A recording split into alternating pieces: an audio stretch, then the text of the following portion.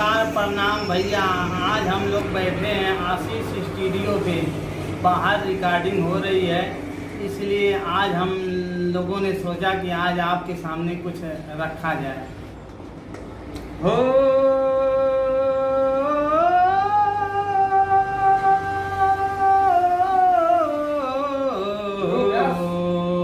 वाह भैया वाह।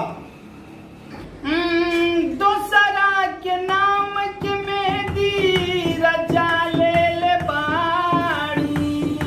फोटो हमार काहे जरा देल बाड़ू। दूसरा के नाम के मेहंदी रचा ले बाड़ू। फोटो हमार काहे जरा देल बाड़ू। लोग जिए नहीं देता ये जमाना में।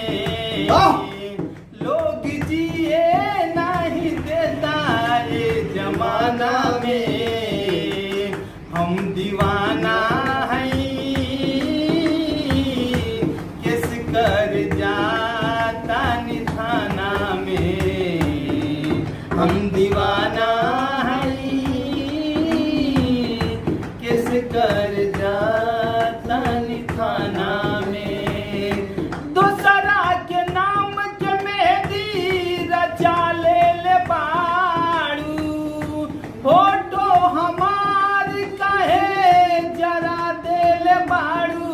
लोग जिए नहीं देता ये जमाना में। लोग जिए नहीं देता ये जमाना में। हम दीवाना हैं किस कर जाता निथाना में। गाना हमार कैसन लगल आप लोग बतावें और कमेंट करें, चैनल सब्सक्राइब करें। नमस्कार।